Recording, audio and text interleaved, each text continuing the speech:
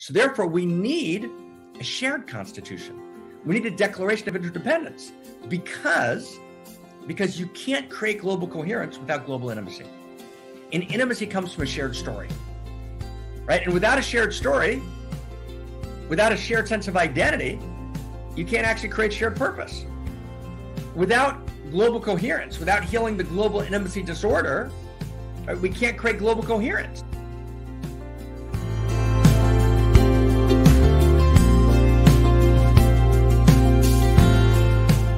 Happy 4th of July for those of you in the United States, and happy 4th of July for everybody around the world, right? And happy freedom. Happy freedom. What a day, right? Like, what an incredible day.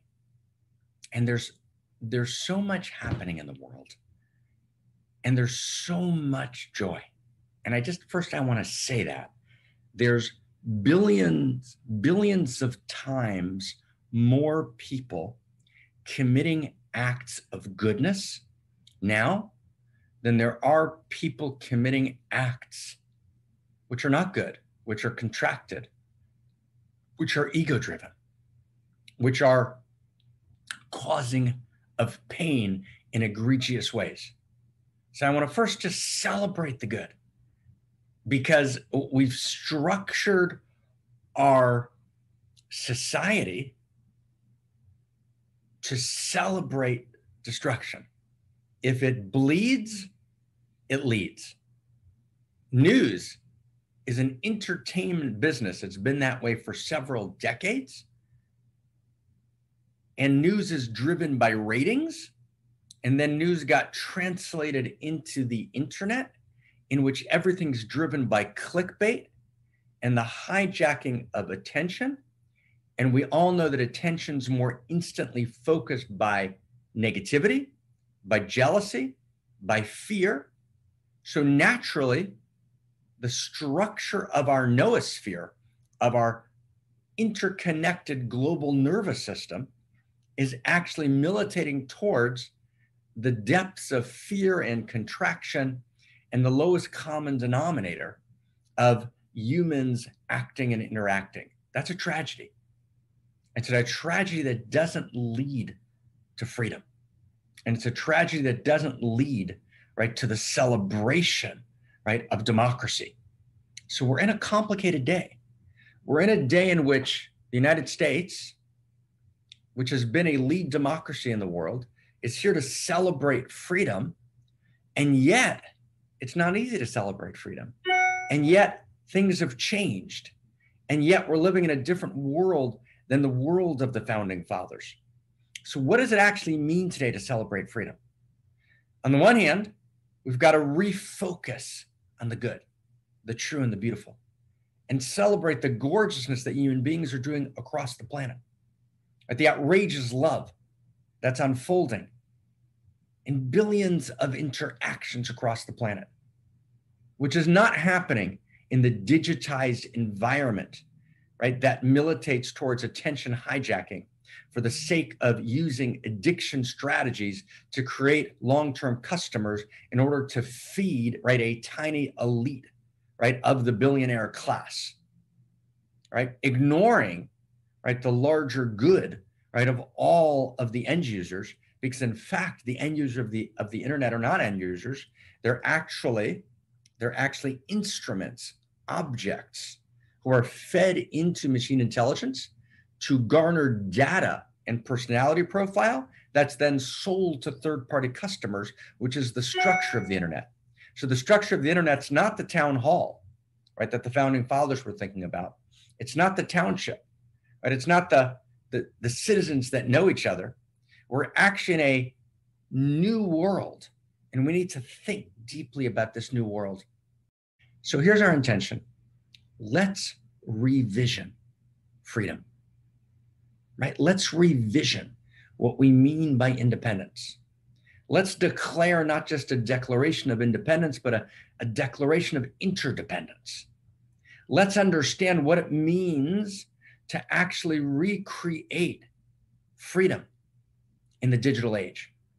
Let's understand how we actually avoid the existential risk of digital dictatorship and what my friend Zach Stein and I, my colleague, are calling techno-feudalism, and actually move towards, right, a true freedom, the freedom of interdependence, the freedom of actually being my deepest expression of authenticity and unique authenticity, the freedom of radical ecstatic joy, the freedom of loving each other, right, and caring in the most deep and poignant and powerful way for each other, and staking our lives for each other, and looking in each other's eyes and being actually face to face and re-engaging friendship the way it needs to be. What would it mean to revision what democracy means?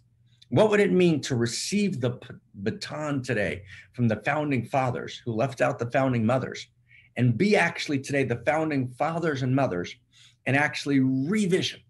Because that's what the founding fathers did. The founding fathers were highly educated. They had read most of the books available in their day, and they tried to think forward. They tried not just to solve the local issues, but to actually revision what it would mean to create a reality that was good, true, and beautiful. The founding fathers were a great evolution of love in a thousand different ways, and they were wildly important.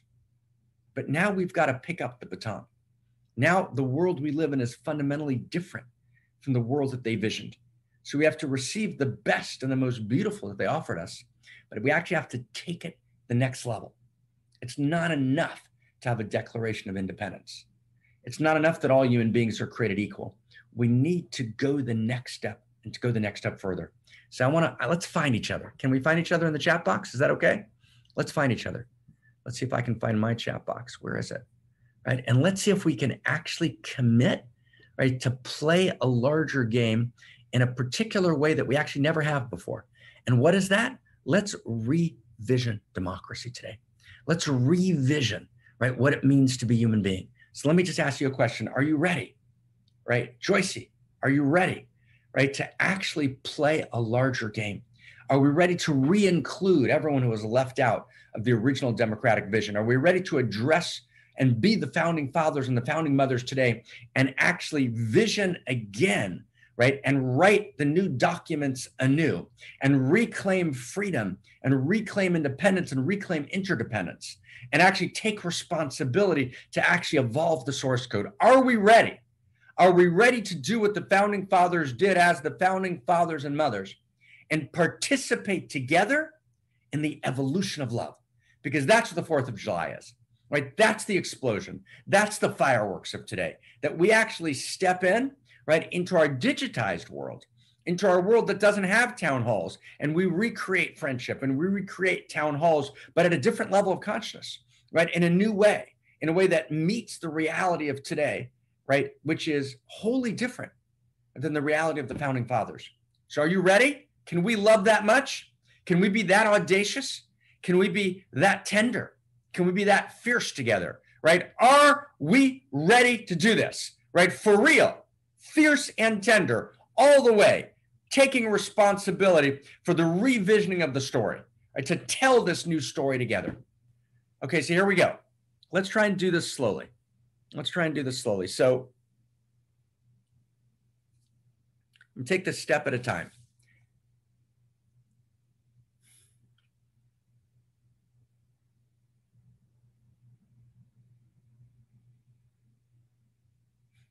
So the founding fathers step into a world in which there is shared value. There's a shared sense of the good, the true, and the beautiful. Now, that shared value was in some deep sense drawn from the great traditions. It was drawn from the traditional period. It was drawn from pre-modernity. And the great traditions had a lot of things wrong with them, right? They had an enormous amount of corruption, but they also had insight. They also had practice. They also had realization. And there was a sense in which modernity, right after pre-modernity, modernity drew from the great traditions a kind of shared sense of value. Now, not all of modernity did that. right? There were major strains in modernity that actually believed that actually there was no intrinsic value in cosmos, but no one really made that the center of the conversation. So even the people who believe that, like David Hume and later other major thinkers who at the end give birth to postmodernity, no one quite said it that way. And there were other important thinkers like Adam Smith, who talked about the invisible hand of the market, and Comenius, right? And other major thinkers who actually believed that there was intrinsic value. And we actually received from the great traditions the sense of intrinsic value, but we tried to up-level it beyond the kind of ethnocentric claims of pre-modernity. Pre-modernity is saying it's my God and it's my religion and I kind of own God, and no one else's God is actually real, and God's outside of reality and not inside of reality. And I'm kind of a small, paltry human being, and my only job is to be obedient. So those notions of pre-modernity, modernity realized were limited, and modernity tried to extract a set of universal values from pre-modernity. And the founding fathers lived in that world, right? They understood that. And what they understood was, well, if we have the sense of universal values that we all share, then what we can do is we can actually do sense making together. We can make sense of the world together. And we can actually educate a citizenry to actually do sense making and to make decisions. We can have voters, and we can trust our voters because our voters are going to be well versed, right, in these values that live inside of them, and they're going to be educated, and they're going to participate and become the holders of the power of government. It's government for the people, by the people. That was the founding fathers. That was their view. And Thomas Jefferson writes in a number of places that only, in quotations, the people themselves are the safe depository for the ultimate powers of society. Right? That we can't trust government by itself. We can't trust corporations. We can't trust kings. Only the people themselves. And famously, when Benjamin Franklin is asked after the Constitutional Convention in the United States, what kind of government was produced, he famously answers, right, we produced a republic if you can keep it. And a republic means a democracy, right, as we know it, but if you can keep it. Can we actually keep that democracy? It was Jefferson who said, right, if I could have a perfect newspaper and a broken government, or a perfect government and a broken newspaper, I would take the perfect newspaper. Because what Jefferson meant was people need information. They need to be able to do sense making. And if they can do sense making, they can fix the government, right? They can correct the mistakes, right? They can claim power in the citizenry, right? Government again, right? For the people, by the people.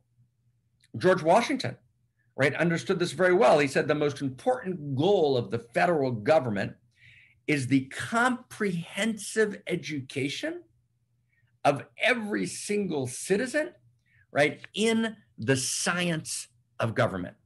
Now, that's shocking.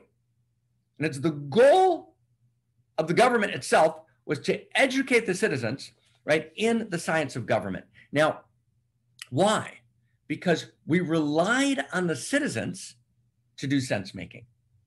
And the citizens can do sense making if they can actually look at the issues, understand them, right, get a really deep sense of them, and then bring their set of values to bear, their shared values to bear, to actually evaluate, right? You need values to evaluate, to discern, and to make decisions. Okay, now I want to say something very dramatic. That reality, which was the reality of early democracy, no longer exists. It's been completely obliterated by modernity. And we now live in a world in which voters have pretty much no idea what they're voting on. We've come to a world in which, number one, The issues are so complex, right? Metamodernism calls them hyperobjects. Hyperobjects means there's so much interlocking complexity. There's so much cascading causation. There's so much interconnectivity between sets of highly complex issues that only a very, very, very small cadre of experts can understand what's happening. And there's actually different cadres of experts that actually disagree with each other on the major issues of economics, and the major issues of artificial intelligence, and the major issues of how healthcare should be structured, and the major issues of how defense, right, should be related to social investment, right, et cetera, right? And as every major issue here is so sophisticated. And Richard Dawkins, when he, the famous evolutionary biologist, when he went to vote, right, about whether Great Britain should stay in the European Common Union or leave, that was called the Brexit vote in Great Britain, he said this is absurd, right? The level of complex issues involved in the Brexit vote are way beyond my understanding, right? The economics, the monetary flows. Why am I voting on this? We actually have a new situation where, number one, voters don't actually understand the issues. So we're asking people to vote on that which they fundamentally don't understand, right? And the understanding of those issues is hijacked by the nature of necessity by groups of experts who fundamentally disagree with each other and are, in the last 15 years, unable to create virtually any sort of common ground in democracies around the world.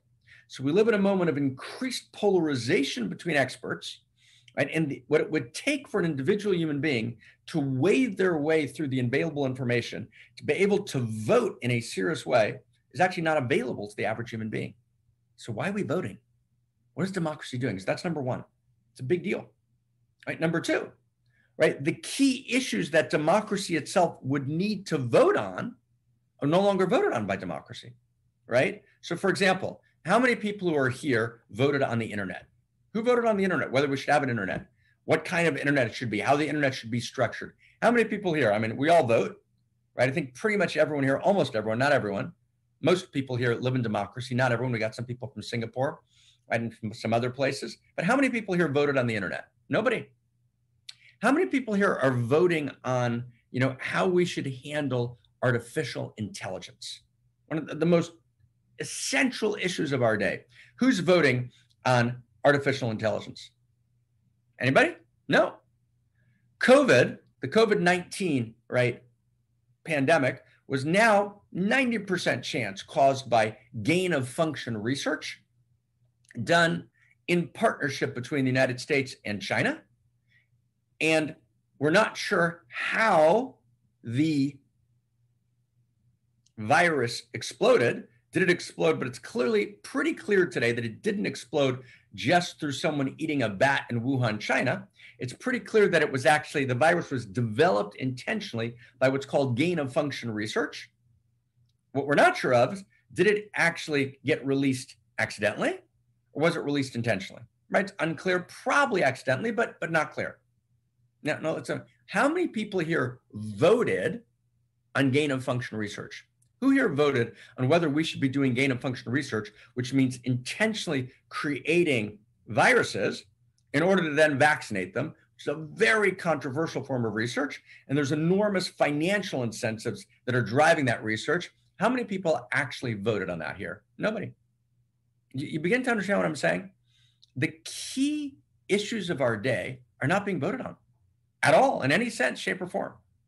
What does that mean? So that's number two. Number three, and this is big. When we vote today, we vote within the context of our nation state. America, Holland, France, right? Great Britain, right? Et cetera, around the world, right? Africa, Asia, right? The different democracies vote. But what democracies are voting on today are actually not the fundamental issues that actually challenge us, that threaten our existence, and that challenge our very, very existential reality, our very being on the planet. The issues we vote on are not the issues that are going to cause catastrophic risk. meaning massive unnecessary suffering of enormous intensity, right, to the least privileged among us. And they're not the issues that are going to cause existential risk, which is the end of the future, right, the obliteration of the future. Because actually, we're not in a world today in which nation states actually are controlling the future of the planet. The future of the planet is controlled or determined by actually a set of interlocking issues which can only be addressed, whether it's climate change, whether it's control of rogue terrorist nuclear threats, whether it's peak phosphorus, whether it's dead zones in the oceans, whether it's artificial intelligence, whether it's techno-feudalism that we've talked about extensively this year, right? Whether it's dealing with an international refugee crisis of insane proportion, right? None of those issues are local. Does everyone get that? None of those issues are local issues. All of those issues, a pandemic, number 10, a pandemic. There's a pandemic, right, in Wuhan. 100 years ago, that would have been a local issue, not Chinese, in a very particular local province of China. But because we live in an interconnected world, which maximizes efficiency, right, over health and safety and wholeness with jet travel and instant mobility, right, we actually, that bug in Wuhan, that virus in Wuhan, became a pandemic instantaneously. And in order to deal with it effectively, right, we needed global coherence. And by not having global coherence, we actually increased the death threat by the second and third order cascading effects of the pandemic, closing down whole areas, right, to jet travel. So therefore, you couldn't actually provide agricultural needs. So therefore, you're causing, right, cascading starvation for tens of millions of people, right, and killing more people through the side order, second and third order effects of COVID than COVID itself. That's just one example. So in other words, we live in a global world, and the nature of the technologies that have been developed in the last 120 years have made, right, local decisions essentially irrelevant to the catastrophic and existential risks that we face. So we can only, right, affect decisions by having a genuine degree of global coherence. Does everyone get that? How many people get? How many people are tracking here? Without global coherence, you can't address issues. So nation states, right, actually can't vote, right, on the most essential issues. So not only are nation states not voting themselves on the local expressions of the essential issues, but nation states can't deal with the essential issues. So voting in a nation state is all but irrelevant, right? The only thing we can do is, right, create global coherence in order to do shared sense making between the nation states all around the world. Is everyone following that? If we can't do shared sense making between the nation states around the world, we can't actually generate global coherence. And if we can't generate global coherence, we can't create, right, global action. Is everyone tracking that?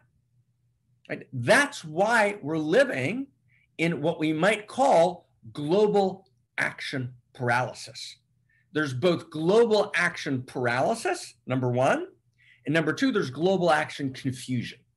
So either we're paralyzed, right, or we're acting in confused ways. Both of those happened, by the way, during the COVID-19 pandemic.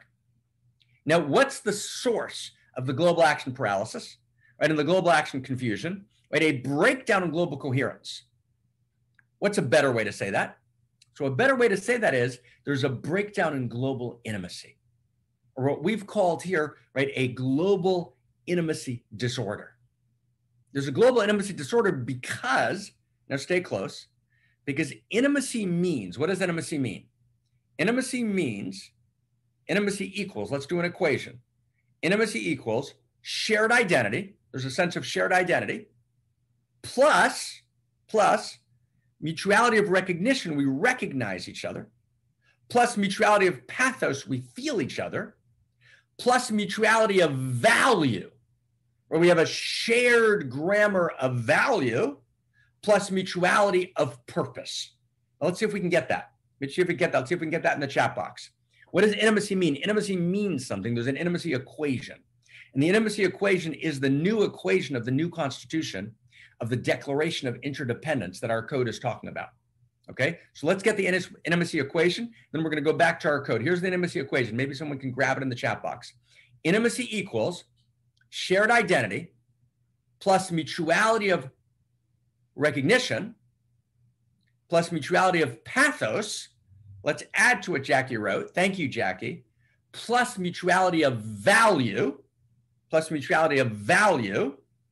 right? Plus mutuality of purpose. Let's see if we can get it down. I'm going to ask anybody to join me, see if we can get it down. Let's do it one more time. Let's get it from the beginning. Intimacy equals slow, shared identity plus mutuality of recognition plus mutuality of purpose plus mutuality of value plus mutuality, right? That you begin to get it? What does that mean? So if we don't have shared identity, if we only have identity as a nation state, we don't have shared identity. We have to have an identity. Our identity has to be, I'm a global citizen. I'm world-centric. I'm not just ethnocentric, I'm world-centric, right? And I have shared purpose, meaning I don't just act for my own sake. I don't just act for my family. I don't just act for my nation. I act for the sake of the whole. Does everyone get that? I act for the sake of the whole. We recognize each other as what? We recognize each other as global citizens. One. Two is we feel each other. So when in Tigray, right, in Ethiopia, right, we're threatened when 2 hospitals are down, right, and we're threatened with mass starvation because the war is actually directly affecting the ability. It's knocked out 2 bridges in the last week, right, and we're unable to actually stock our hospitals and get medical personnel, right, where they need to be. And so we're worried now about tens of thousands of people actually starving this week in Tigray, Ethiopia, right? We recognize those people. We actually recognize them. It's not we get off the One Mountain podcast, right? And we're done. We go home. We actually recognize that in Tigray, in this moment, there's massive suffering, and we actually put our attention, we place our attention there. That's mutuality of recognition. Mutuality of pathos, we feel it. And we raise a hue and a cry. And it's not okay. And I can't actually go about my day when that's happening right in Tigray, right in Ethiopia. Can't do it. I can't do it when boats of refugees are sinking all over the Mediterranean Sea. And there's no countries in Europe who are willing to organize and take those people in. We can't do it. We have mutuality of pathos. We feel each other. Because we have a shared grammar of value, we have mutuality of value. And as global citizens, we have the shared grammar of value. That which unites us is greater than that which divides us. And we have mutuality of purpose. We have a shared purpose, right, in creating, right, a world more beautiful than you can possibly imagine. In creating a world, right, that's unimaginably gorgeous, in which we're participating together in the evolution of love. Okay? That's what we need. That's where we're going. Okay, none of that is available through only a nation state. Now let me go one step further. Okay, let's take this one step further. So all our problems are global, not local. 1. 2, in order to solve them, we need global coherence. Now, how do you get coherence in a couple? How do you get coherence in an organization? How do you get coherence in an organization? Let's just take a couple for a second. How do you get coherence in a couple? Whether it's 2 friends, whether it's a husband and a wife, whether it's a brother and sister, whether it's a father and a son, a father and a daughter, right? Any couple. How do you get coherence? You get coherence in a couple when there's a sense of shared identity, number 1.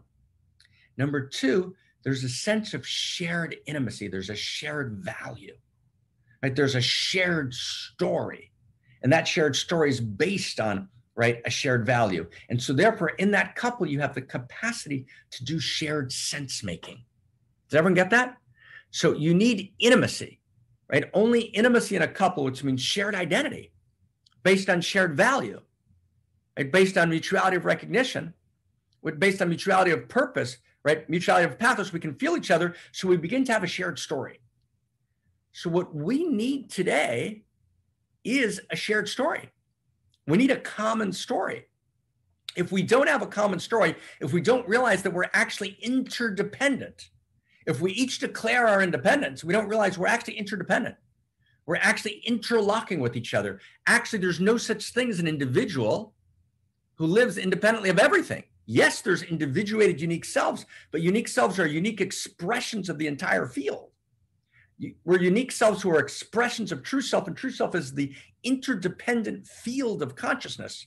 the interdependent field of cascading economic factors, the interdependent field of the plankton, right, at the base of the ocean, right, that actually allow us to breathe and live, and the insects, right, deep in the soil, without which we wouldn't be alive, and the dead zones in the ocean, right, that need to be healed in order for the biosphere to sustain us. It's all one interconnected unit, and we're interconnected, interdependent with each other.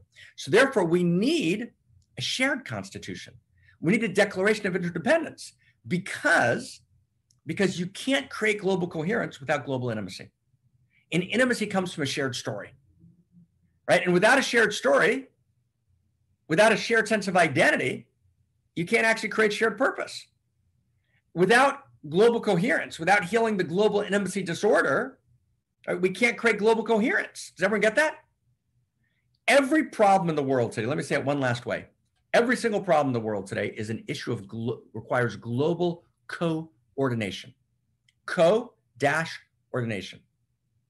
So in order to have coordination, we need to be coordinated. And ordinated means we're headed in the same direction. We need ordinating values. We need shared ordinating values. That's what we call here first values and first principles. Now, they're not unchanging. They're evolving first values and first principles, but they have to be first values and first principles that are ontologies. That's why we say we're ontological activists. And by ontology, we mean it's for real. There's a shared grammar of value that brings us all together.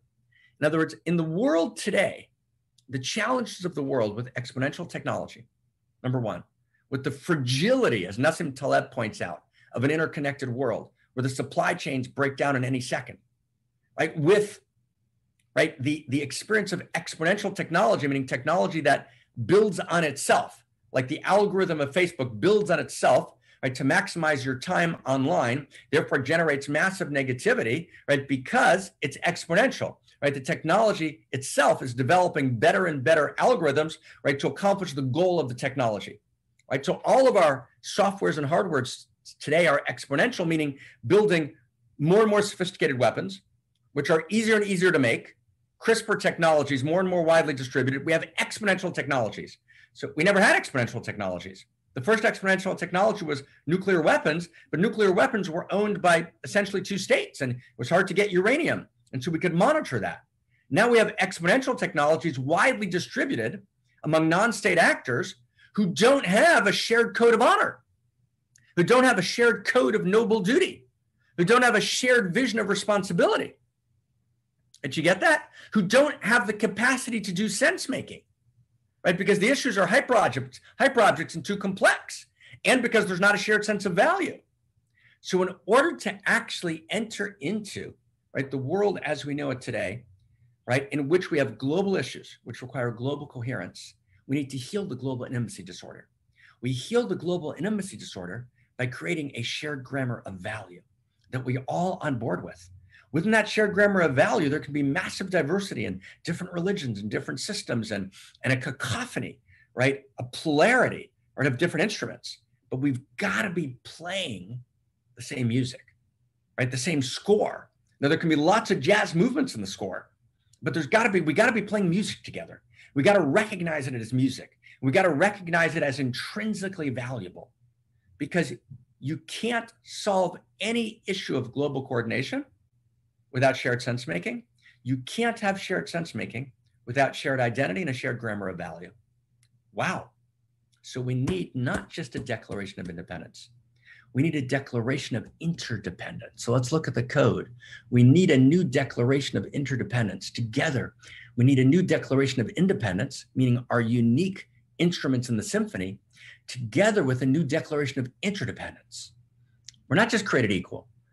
We each have a contribution to make. We're each creative. We're each irreducibly unique.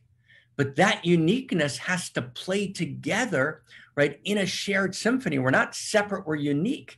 And my uniqueness is a unique expression of the interdependent reality in which we all live. So it's not enough to do what the founding fathers did. The founding fathers stood for the democratization of governance. But the democratization of governance doesn't work unless you actually move towards a democratization of enlightenment. That's huge. And that's what we've been talking about for the last 10 years. And this is what I've shared for the last 10 years with everyone who would listen, and what Barbara shared in her own language. We need to move from the democratization of governance to the democratization of enlightenment.